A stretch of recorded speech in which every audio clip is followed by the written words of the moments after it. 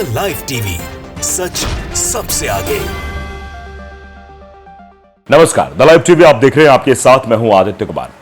Bharatiya Janata party को इस बार के लोकसभा चुनाव में आम जनमानस ने सिखा दिया कि अगर तानाशाही करोगे, अगर बदतमीजियां करोगे तो उसका खामियाजा भुगतना पड़ेगा।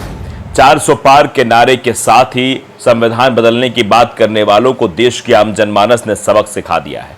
और अब आप जानते हैं, हार की समीक्षाएं हो रही हैं, बंद लिफाफों में बातें कही जा रही हैं।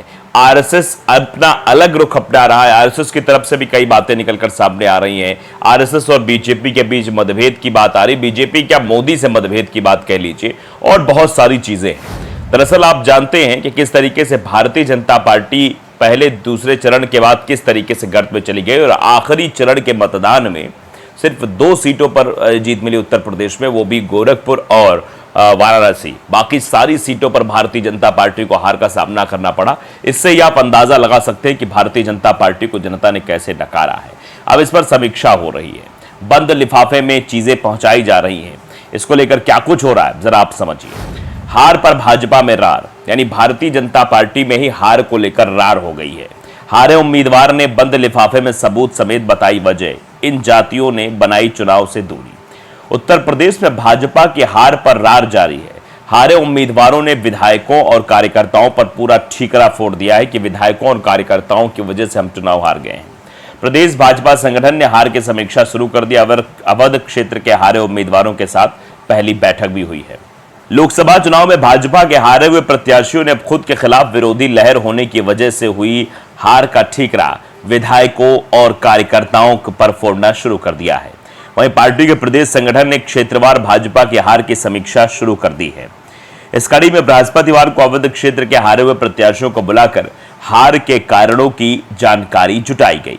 अधिकांश प्रत्याशियों ने संसदीय क्षेत्र के विधायकों और पार्टी कार्यकर्ताओं पर भितरघात करने के साथ ही विपक्ष के आरक्षण खत्म करने और संविधान बदलने के मुद्दे को भी हार की वजह बताई। यानी पहली वजह तो यह बताई कि भारतीय जनता पार्टी के विधायकों और कार्यकर्ताओं ने मिलकर भारतीय जनता पार्टी के प्रत्याशी को हरा दिया, यह कहा जा रहा है। तो इसका मतलब यह समझा जा सकता है कि भारतीय जनता पार्टी में सब कुछ ठीक ठाक नहीं चल रहा है। भारतीय जनता पार्टी में सांसदों और सांसद प्रत्याशी और कार्यकर्ताओं और विधायकों के बीच सामंजस्य न बनना ये दर्शाता है कि कहीं ना कहीं एक बड़ी वजह है जो इनको बांधे नहीं रख रही है और एक दूसरे को ये भीतरघात करने में हार का कारण बन रहे हैं। प्रदेश अध्यक्ष भूपेंद्र चौधरी और संगठन महामंत्री धर्मपाल सिंह ने अवध क्षेत्र की एक सीट पर हार की समीक्षा की है। इसमें से बाराबंकी के प्रत्याशी रही राजरानी रावत नहीं पहुंची थी, जबकि श्रावस्ती, सीतापुर, लखीमपुर खीरी, लखीमपुर, रायबरेली, फैजाबाद, अंबेडकर नगर, मोहनलालगंज से चुनाव लड़ने वाले प्रत्याशी मुख्यालय पहुंचे थे। इस बार लोकसभा चुनाव में भाजपा 29 सीटें हार गई। इनमें से मौजूदा 26 सांसद भी शामिल हैं। चुनाव परिणाम आने के बाद हारे हुए उम्मीदवारों ने प्रदेश भाजपा के शीर्ष नेतृत्व से अपने ही लोगों से भीतरघात करने की शिकायत की थी। इस पर इन लोगों से लिखित शिकायत मांगी गई थी। सूत्रों का कहना है कि प्रदेश मुख्यालय पहुंचे कुछ उम्मीदवारों ने बंद लिफाफे में सबूत समेत हार की कई वजहें सामने रखी हैं। कई उम्मीदवारों ने यह भी बताया कि विपक्ष द्वारा प्रचारित किए गए आरक्षण खत्म करने और संविधान बदलने के मुद्दे से नाराज दलित के साथ ही भाजपा को कोर वोटर रहे गैर यादव पिछड़ी जातियों ने भी भाजपा को वोट नहीं दिया। खासतौर पर कुर्मी, राजभर, शाक्य और पासी मौर्य जैसी भाजपा समर्थक जातियों ने इस चुनाव से अपने आप को बिल्कुल दूर कर लिया। कई उम्मीदवारों ने अपनी हार का ठिकरा स्थानीय कार्यकर्ताओं पर भी फोड़ा। उनका कहना था कि पन्ना प्रमुख और बूथ कमेटियों ने उस तरह से काम नहीं किया, सिर्फ कागजों पर ही कार्यक्रम चलाए। जिनके कंधों पर मतदाताओं को बूथ तक पहुंचाने की जिम्मेदारी थी वो खुद नहीं निकले। उधर इसी कड़ी में शुक्रवार को कानपुर क्षेत्र के हारे हुए उम्मीदवारों के साथ भी बैठक होगी। तो आप समझ रहे हैं कि भारतीय जनता पार्टी के हारे हुए प्रत्याशी अब ये बता रहे हैं कि हार की वजह स्थानीय विधायक हैं और विधायकों के साथ साथ वो लोग हैं जो लोग काम नहीं कर रहे थे, कार्यकर्ता है जिनकी वजह से यह चुनाव हारा गया। हार को अपनी जिम्मेदारी न मानते हुए कार्यकर्ताओं और विधायकों को पर फोड़ना, ये आप समझ सकते हैं किस तरीके से भारतीय जनता पार्टी के प्रत्याशियों का खेल है। उसके बाद आरएसएस की भी नाराजगी है। एक सर्वे और भाजपा की टेंशन बढ़ गई है।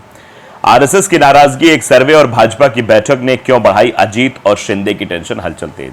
दरअसल अजीत पवार तो नाराज चल ही रहे हैं। अजीत पवार को मतलब वो अपने आप को एनडीए गठबंधन से कभी भी अलग कर सकते हैं, ऐसी चर्चाएं कल ही से चल रही थी। और उसके बाद एकनाथ शिंदे भी अपने आप को बहुत ही असहज महसूस कर रहे हैं बीजेपी के साथ गठबंधन में। दरअसल महाराष्ट्र विधानसभा चुनाव में क्या भाजपा अकेले उतरने का फैसला कर सकती है, मीडिया रिपोर्ट में दावा किया गया है, जिसके चलते हलचल बहुत तेज हो गई। अजीत पवार और शिंदे की टेंशन बढ़ गई है और ये टेंशन सिर्फ अजीत और शिंदे की नहीं है, ये टेंशन भारतीय जनता पार्टी के लिए भी बहुत बड़ी हो सकती है। पीएम नरेंद्र मोदी को एनडीए का नेता चुने जाने के दौरान दिल्ली आए एकनाथ शिंदे ने कहा था कि भाजपा के साथ हमारा फेविकोल वाला जोड़ है।